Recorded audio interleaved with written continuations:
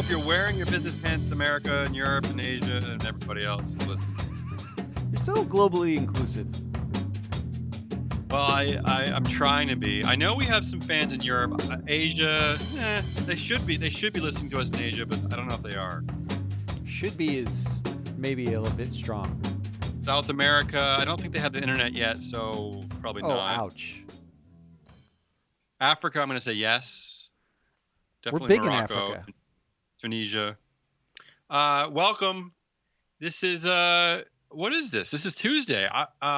We are Free Float Media. That's Matt Mascardi. I'm Damion Rollis. Hello, everybody.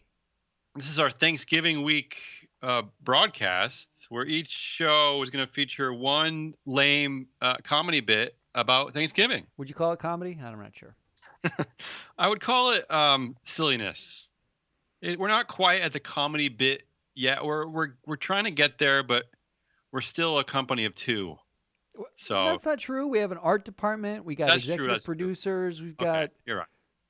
But the writers. I mean, the Daily Show probably had 37 writers. Let's not tell them, but let's say it's a talent of two. Yeah, that's true. Could we call ourselves a talent? It's a robust talent of more than one. I would have to include myself in not talent. All right, what do we have on the agenda today? All right, we're going to look in honor of the Matt's series this week about monetizing data. We're going to look more into big data, talk a bit about all our favorite data. I love saying data. We're going to go inside the pants today and talk about our former employer, MSCI. Everyone loved that topic. Again, as I pointed out, we're going to talk a little Thanksgiving. I'm going to talk about when exactly stores are opening during the holiday. We have a bunch of silly biz nuggets, and finally, Matt's going to make some. All of those things are true. All of those things are happening, and they're happening right here on Business Pants. Yeah, come on, people. Where else are you going to get this stuff? I'm waiting. All right, let's begin the show. I'm going to let the harp tell me what to do, and I'm going to start the news in big data. So Google fired 4 employees yesterday who had been active in labor organizing. How dare they? According to the New York Times and other sources. Although I will say that CNBC had this story and mentioned nothing about labor. They just said 4 people were fired. So that's Google, newsworthy. Google, of course, has a different reason for the firing, saying that it was for clear and repeated violations of our data security policies. So there you go. This is the latest story in the rising tensions between management and workers at Google. Last week, we reported here that Google had canceled its fun TGIF meetings and also, hired a consulting firm known for its anti-union efforts, but whatever. So in our pre-production, I tried to get a stat on this because look, Google employees. Yeah. I love the efforts. However, like 2 dudes control the company, right? That's it. That's it. That's the whole thing. Yeah. Alphabet is a fake public company. Mm-hmm. And 10% of the U.S. listed companies are multiple voting classes. That doesn't mean they're all fake because minority shareholders might not actually be minorities, right? There's all sorts let's define fake. What are we saying by fake? We're saying that it's essentially controlled by 1 or 2 people. They control the vote. They control the vote, yes. It is control skew. Yeah, there's no hope. Is the term for it. That's our mother. That was the mothership term for it. Shout out to Alan Brett for control skew. Skew. But Google is a fake public company. So is Facebook. Mm-hmm. So's Sheldon Adelson's, Las Vegas hotel chains. Like these are fake public companies. Yeah. So when you unionize at a fake public company, you can't use shareholder activism. Doesn't matter. No. You can't plead to shareholders or external parties. You're basically begging 2 dudes, in Google's case, to change the policy. Do we think that's going to happen? I don't know. I mean, look, it's 2019, so making noise can do stuff now. I mean, right? I mean, you can make noise now. Like I'm you couldn't convinced. You just convinced before. me. I mean, I think we're an example of that. You can make some noise, and some chuckleheads like us will report on it. I mean, we're not the only ones reporting on this, but I mean, we're not reporters, so that helps no, not to that's true. report on it. Well, there are other definitions of reporting on. Okay, so get over it. But but I do think the implications actually. So while I think that I maintain, and we've talked about this a couple of times, that the employee uprising in tech is going to be through shareholder activism, not through unionization, right? As Google union busts. It won't be able to happen at fake public companies, unfortunately. But you may see the implications in what? Productivity? Will Google employees stop working so hard for the company that they've been loyal to because the company very clearly is saying, yeah, go fuck yourself when it comes to like rights and shit? All right. Do you think? Shareholder activism or noise? So you think that's the noise? Productivity is noise? Do you think that's how it manifests? I think noise is noise. And I think noise leads to presidential candidates who talk about breaking up big data. All right, let's move on. Let's stay in big data, but let's move on. I have a few more things to cover along this vein. Okay. So, vein us. Amnesty International warned in a new report that Facebook and Google's omnipresent surveillance of billions of people poses a systematic threat to human rights, as it called for a radical transformation of the tech giant's core business model. Here's the quote from Amnesty: Google and Facebook dominate our modern lives, amassing unparalleled power over the digital world by harvesting and monetizing the personal data of billions of people. Their insidious control of our digital lives undermines the very essence of privacy and is one of the defining human rights challenges of our era. So there you go. And finally, the California DMV, that's right, the Department of Motor Vehicles in California, is making $50 million a year by selling drivers' personal information, including names, physical addresses, and car registration information. So there you go, Matt. Both of those stories kind of feed into your let's come back to the data. Let's come back to that. All right.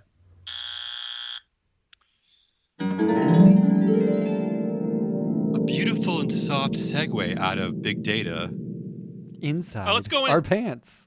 Let's go inside the pants, which sounds crusty, but really it's our way of trying to generate some interest when we talk about our industry. What is our industry, Matt? We were ESG analysts. What is that? For decades. We analyzed the environmental, social, and governance factors that could affect company performance. Okay. All right, Did you just fall asleep? All right. Okay, so speaking of which, MSCI, our former daddy, or were they more of a mommy? I don't know. Or uncle? I don't know. What I say uncle. Kind of a lost cousin. They are publishing those ratings, those ESG ratings, for the 2,800 biggest companies there that they cover. They're now publishing those ratings for free. So, what? Do we care? What is? So, I know Matt cares. I think it's great. I mean, like, look. Let's be honest. Let's be honest, Matt. Look, if you're like a person, yeah, you don't have person adjacent. I'm making a leap here. You don't have any idea what ESG ratings look like. You don't have any idea how they get used. You don't know what they mean.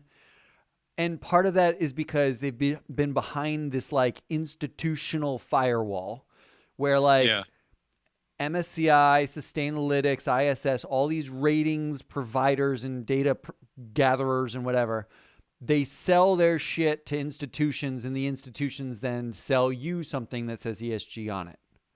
Mm-hmm. This is one way. Sustainalytics did their stuff on Yahoo. This is one way for a human being to go and look up what an institution's seeing for an ESG rating. So that means if you're a journalist, you're a human. A journalist or a human.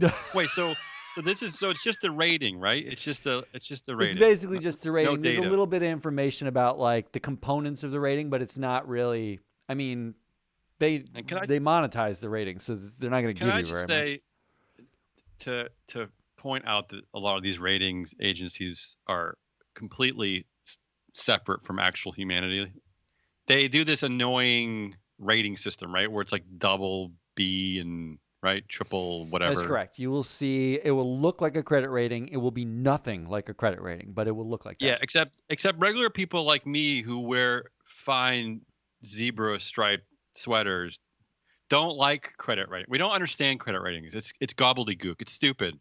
Well, this there's the what they've done is they've put a whole like description of what it's supposed to be and stuff like that, which no one in their right mind will read. So, humanity, if you are interested in what you are actually seeing, tune into Business Pants. Send us your questions because Yeah. we built that sausage. Yeah, that's true. Go look at the ratings of some of your favorite companies, maybe some companies that maybe you shop there, maybe you invest in, let's talk And about it. let's talk about it. Ask us because we know. Yeah, we know. All right. So in other news inside the pants, the Financial Times. That's all I'm going to That's say. The the FT is calling out MSCI, our former mommy, for an cousin. embarrassing U-turn after the index company pulled an oopsie and changed its mind on ArtGo, a loss-making Hong Kong marble producer. Okay, so after MSCI's Butterfingers saying no 2 weeks after it said yes, this Hong Kong company saw its market cap fall by $6 billion, a 98% decline. Okay. And the reason why the FT is pointing this out is basically to say, look, see, index funds reflect subjective stock selections. They don't eliminate human error. What do we think about this, Matt? So this is what happened. So MSCI decided that this Hong Kong company was good enough to go.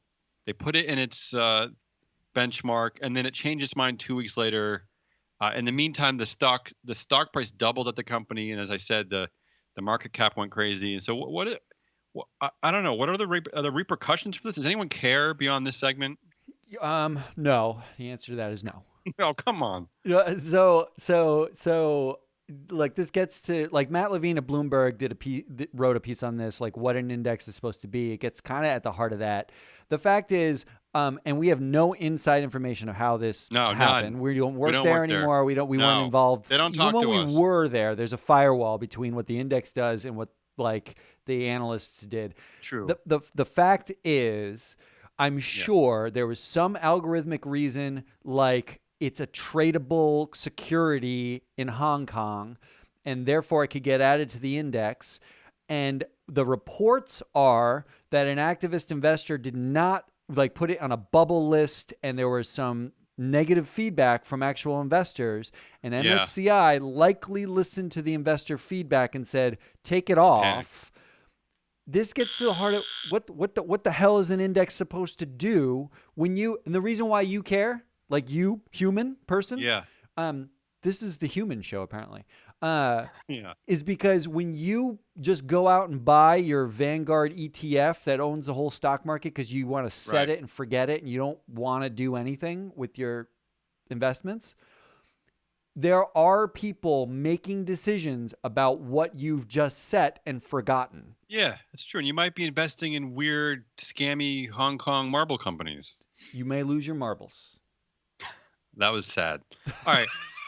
I don't know. I always feel a little depleted after we go inside the pants. I feel like we want to educate, but it always comes off feeling a little, I don't know. I'm We'll say. rejuvenated now. Okay. All right. Let's get out of there. Let's get out.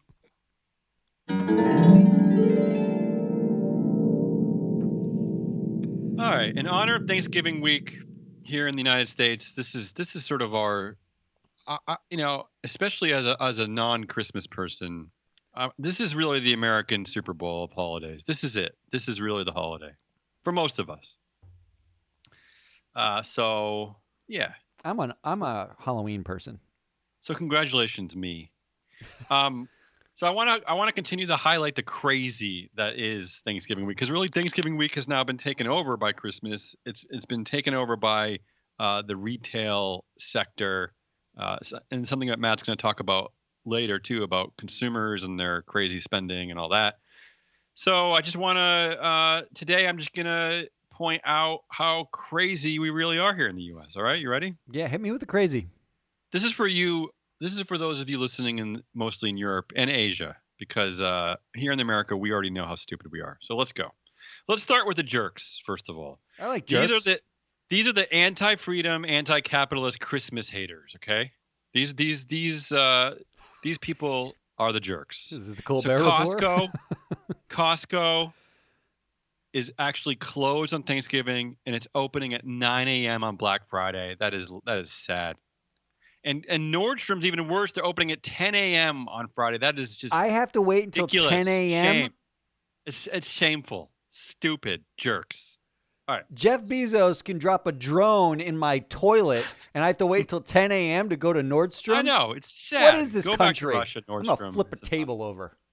All right. So there are plenty of stores opening at 7 a.m. on Black Friday, but that seems a little late. Okay. So there are stores opening at 6 a.m., but even that seems a little much, because, I mean, it's your day off.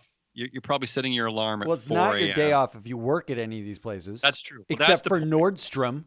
That's the point. So let's celebrate the crazy here. Our bronze medal goes to all of those stores opening up in the early afternoon on Thanksgiving Day itself, before the holiday even gets dark.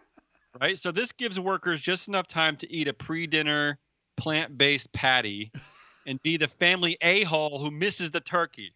Okay, so these stores include GameStop, Goodies, Stage Stores, a bunch of nonsense. All right, so that's the bronze medal.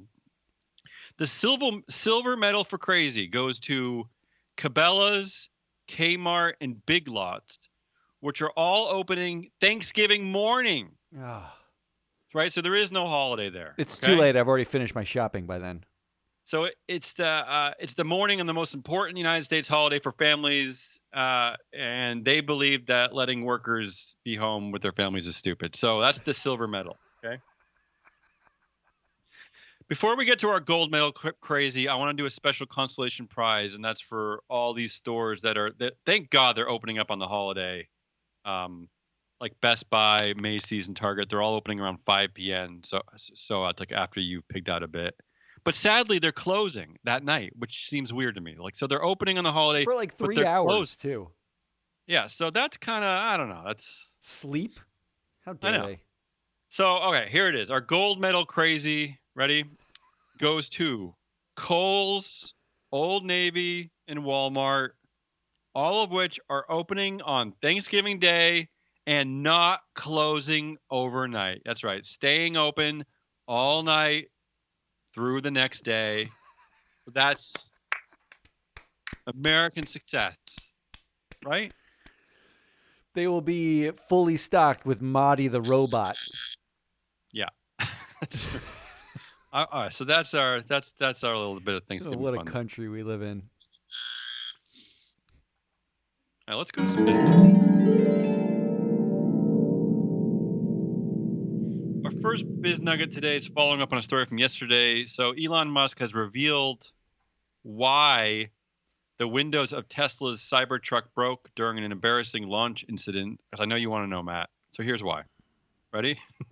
This is good. So, okay, here's the problem. The vehicle, the Cybertruck, was first hit with a sledgehammer, right, to demonstrate the body armor.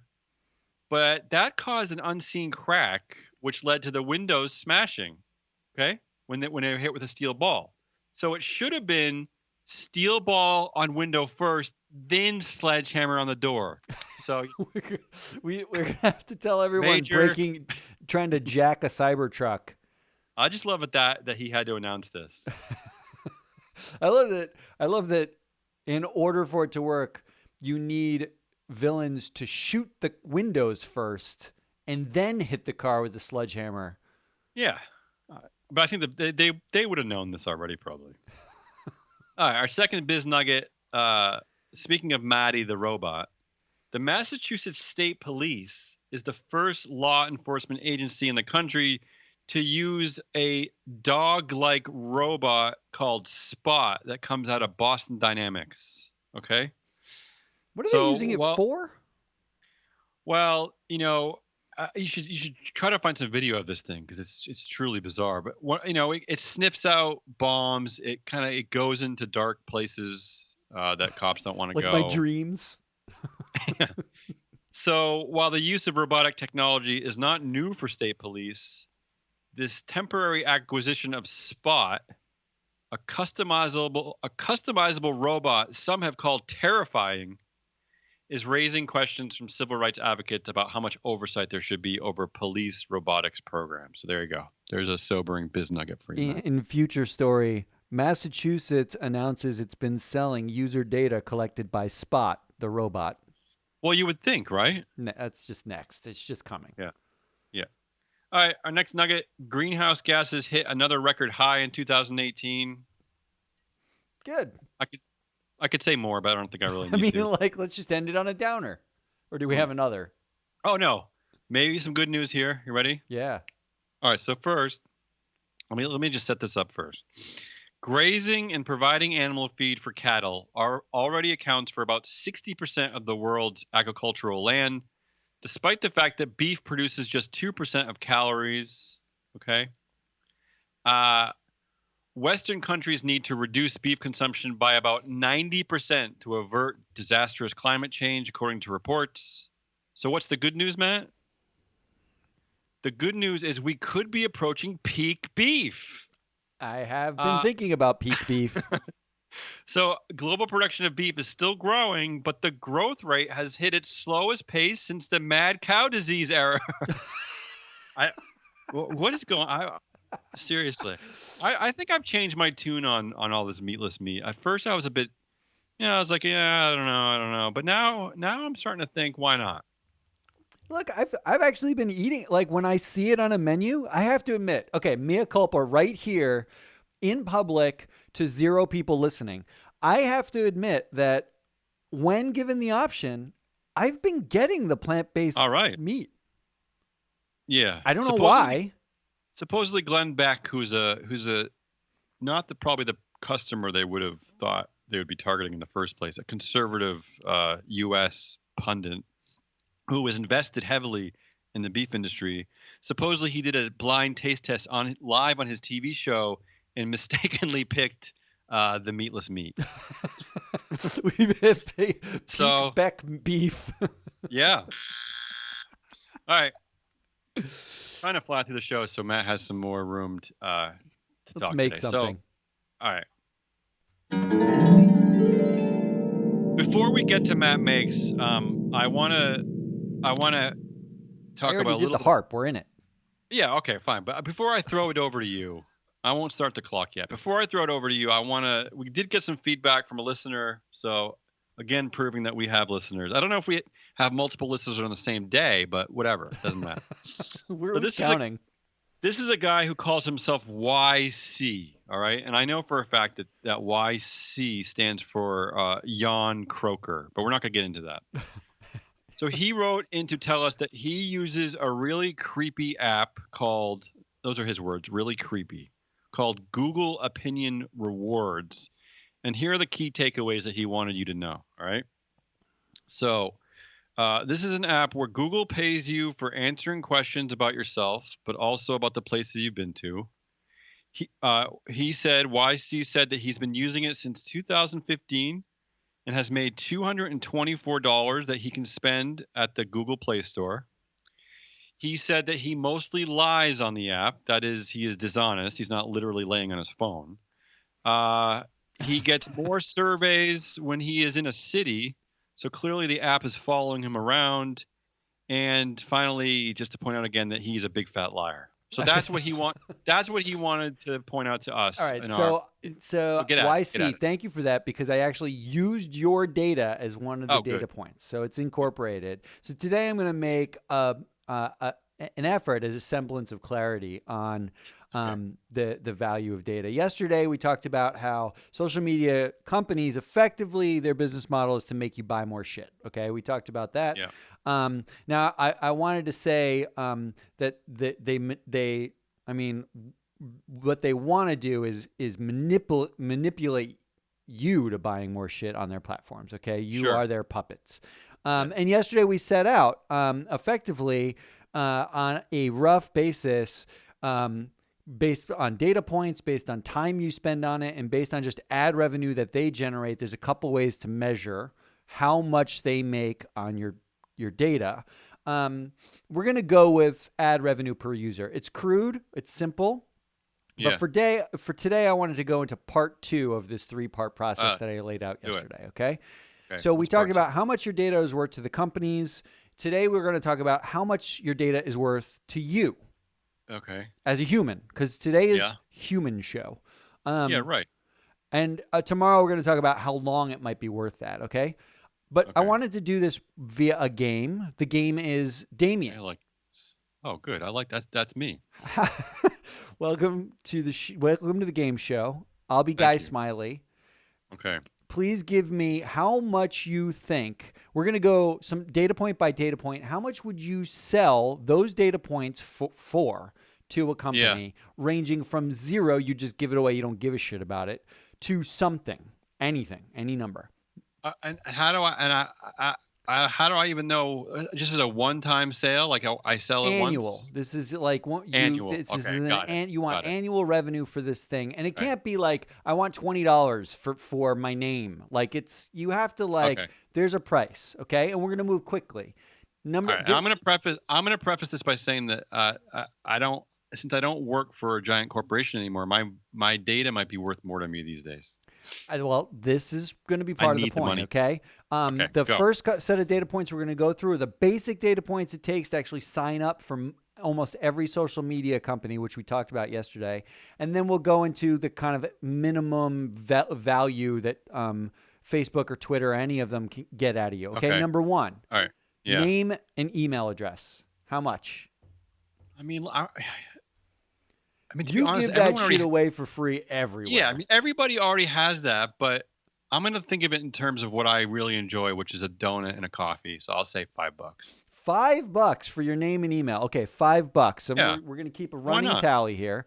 So Yeah. I've got $5 for your name and email.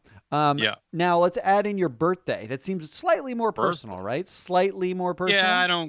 I don't care. I'm proud of my birthday because I was born on Friday the 13th. So I'm happy to share that information. So I will say, although maybe it would help people steal my social security number, which I don't like. Oh God. Let's say $8. $8 for that. So Yeah. we're at $13 right now between name and Yeah. birthday. Now your phone number. Ooh. How Well, you know much what? would Everyone you calls sell me. your phone number to a company for? I have a new cell phone number. Everyone in the country who I don't know is already calling me anyway. Hmm. So I, again, like I feel like they already have all this. So another $5. Wow, phone number worth less than your birthday. Okay. Yeah. So we're I at just don't care, I $18 guess. total. Yeah. Pictures of you. Oh. Yeah, Uh, they don't need my pictures. How much See, would I'm you not. sell a picture of you? They own Yeah. it when you're done. See, full disclosure, I don't do things like Facebook, so I like to think my photos are my own. So I'll up the price on that to about. They can give me like $30 a year for my damn pictures. Wow, $30 Yeah, a year just to see what you look like. You're they're mine, but I haven't willingly given them away, so they must be worth something. How about pictures of you with family or friends in them? Ooh, oh, I have a family and friends now. This is nice. Well, I'm not. You can't actually buy the family. Well, maybe you could buy it with the money you generate from the pictures. Probably could. Yeah, I'd have to up the price because that's sort of that's really that's them, not me. What did I say for me? 30? You said I'll say $30. I'll say 40. $40 for we're adding pictures of family and friends. Am I ruining the game already? No. Now, Okay. how about your contacts? Like the actual email addresses or phone numbers of those family and friends. Yeah, I don't care about them. It doesn't $5. $5. All right. I don't know. We're I don't. moving a That's little bit tough. faster. Tough luck. How about for them to know things that you like? Well, I mean, don't they Like on already know if they're? on a daily basis, you would Yeah. actively go in and tell them these are things that I like. Is that You know, worth anything to you? There's I one feel like more thing after this. they already know this. I mean, they're probably already looking at my browsing. I know it costs me about $50 a year to get a virtual private network, so they won't spy on my browsing. So about $50. $50 So a I can year. I like so I that. can buy so I can buy that. Yeah. Last thing, your thoughts. Well, they're getting them for free every Monday through Thursday at lunchtime on Twitch and YouTube. If you were to make your thoughts a subscription service, how much would you charge for them? Jesus, my thoughts. That's got to be a lot of money. It's got to be relative to the amount I've already listed. I would say it's got to be high, like $500. $500? Okay, I'm going to go out on a limb and say your thoughts are not worth $500. Well, to me, Okay, so $500. I will put that in. yeah. So Because your what if total. they took my thoughts and figured out how to put it into a book and actually like make some money off of it? So Because the I could Damion, never get that. they already do. The Damion Rollis total Yeah. is $643 a year for name, right. email, birthday, phone, pictures of you, pictures of family and friends, your contacts, things that you like, and your thoughts. Okay? Yeah, that's like car. It's like car insurance money. That seems fair. Let's compare that to what others actually have. There's studies on this and there's some actual real data on this. Not very much, but a little bit. Okay. Just announcing, but you can keep going. Facebook paid $6.5 billion in fines for the Cambridge Analytica scandal, where they allowed 87 million users' data to get effectively, quote unquote, breached. Okay? Okay. That came to $75 per user. Right, but you know that fine probably should have been higher, but the regulators are they get wimpy about. I'm just this crap. saying, so regulators Yeah. valued Okay. your data at $75 a user if you were one of those users. Another way to look at this, Yeah. a person named Ollie Frost in the UK, a Yeah. brilliant dude, Looks like a nice guy. downloaded. He does like pranks and satire. He downloaded his Facebook data and tried to sell it on eBay. Okay. It was up for about 24 hours. At a 5 days remaining, he got 40 plus bids. It went up to $384 before. That sounds about right. And get this, Yeah. before Yeah. eBay removed his auction Oh. because they said it was in violation of Facebook's terms. Oh. He found out he didn't actually own his Facebook data. It wasn't his data wasn't his. It was Facebook. That is depressing. But 384. Gavin Newsom has advocated, he's the governor of California, advocated a potential data tax I like it. at 5% of the data company's revenue that would be paid as a dividend to users. Yes. That came to $400 a year, that dividend. All right, so okay. That's an estimate. Now we're talking. One more estimate I saw was a survey done by the National Bureau of Economic Research. How much would it be worth to you to quit using social media? Oh. They would pay you basically an annual fee, or to not use it was $480 per person, per survey person. The funny thing there is that I would pay to have people quit. Now I found another story. You'd pay someone else to quit. I'm in the ballpark. I found about 9 different estimates and models on a per user basis what your data could be worth, and kind of like this rough approximation.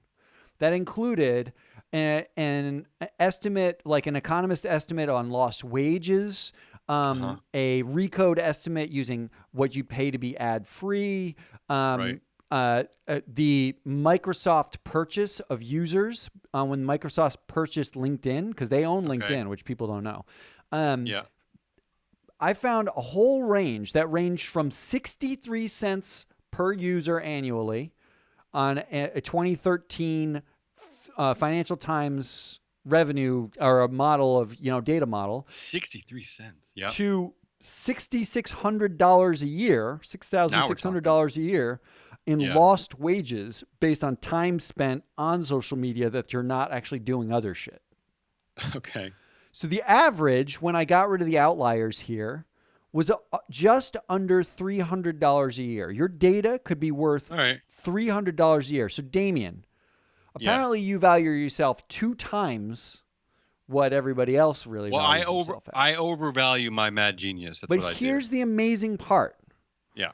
When you look at how much the companies actually make off of your data, they don't value you nearly as much as you value you.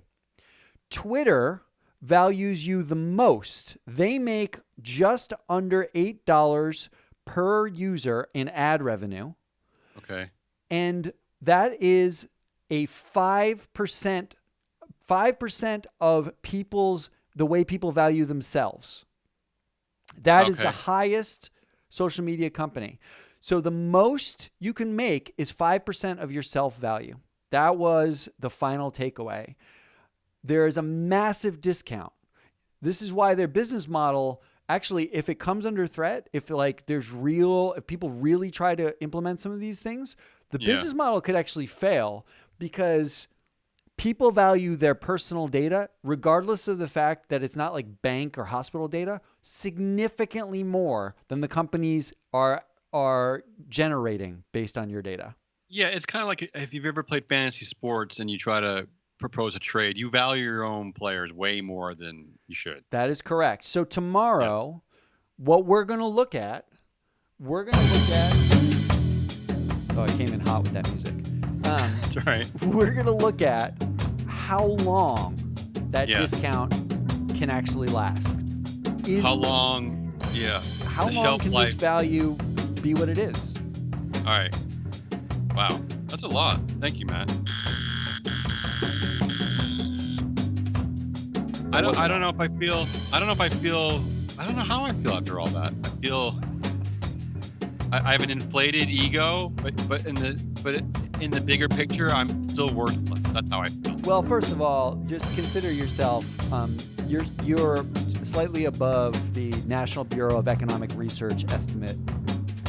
So, you're in the ballpark. All right, Matt. That's Business Pants for today. Please subscribe to Business Pants on your favorite podcast provider. Go ahead and give us some feedback, rate us, do all that. Subscribe us on Twitch and YouTube and all those other places. Yeah, why not? Too. Why not? You're already on the internet, people. Just do it. Just to be with us to not suck. All right.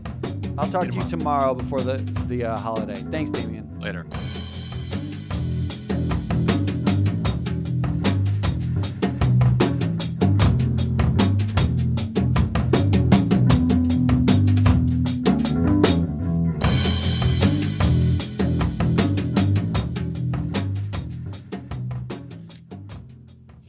See, I feel